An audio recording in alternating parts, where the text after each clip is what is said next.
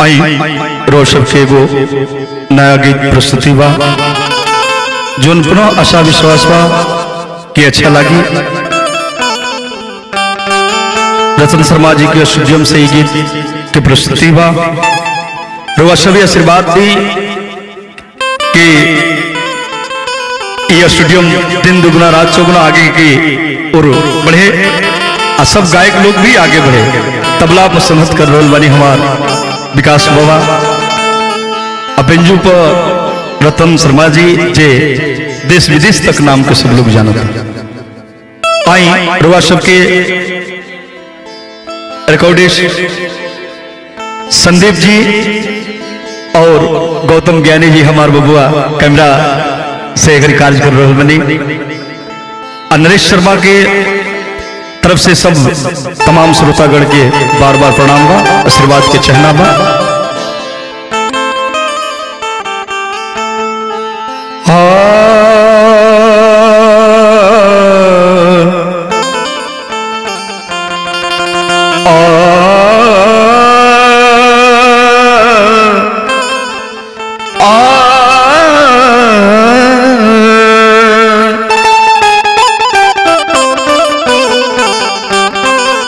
देखिए में हमनी के कोनो दोस्त लिखे फैशन के कुछ विशेषता बढ़ गई बा।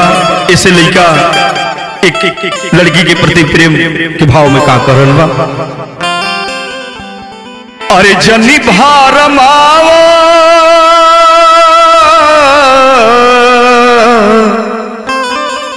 भरमा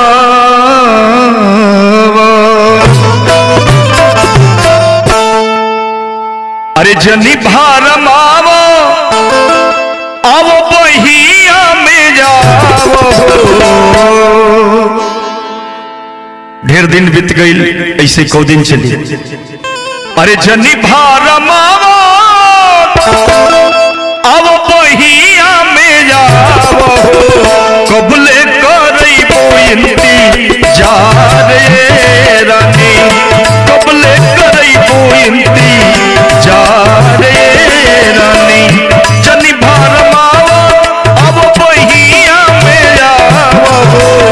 जनी भारमावो अब बहिया में जावो। कबले करी बोइंती जा रे रानी। मिल खाती पानी पर साने रानी।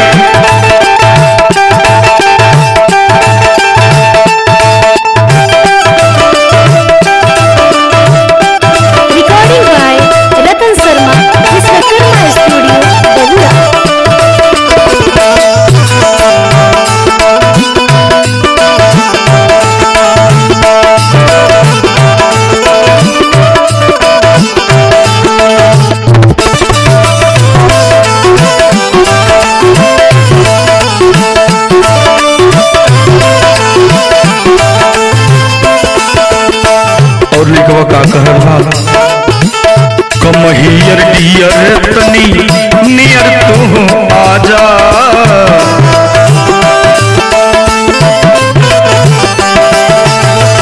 तोहरे खातिर खुला बाटे दिल के दरवाजा।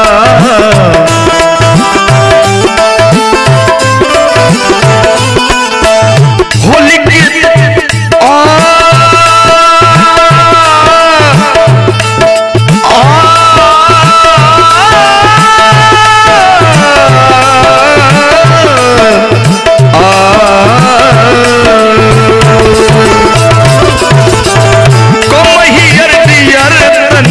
नियर तू बाजा।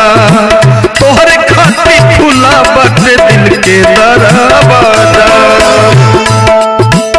ढेर तड़पैलू जनिया बोतल पावो।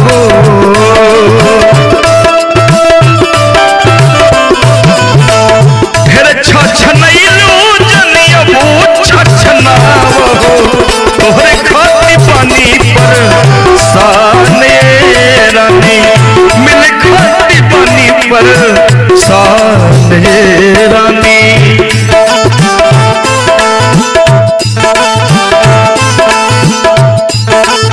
क्या बात है रतन भैया, बहुत सुंदर। रहना विकास बाबा बना रही।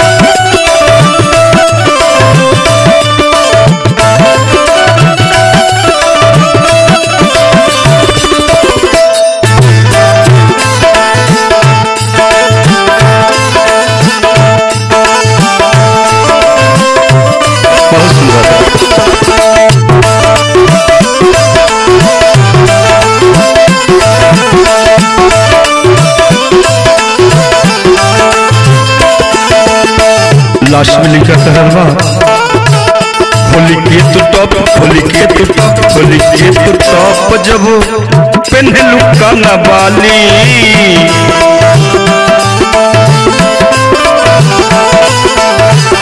मन करे रानी गोदी में उठा ली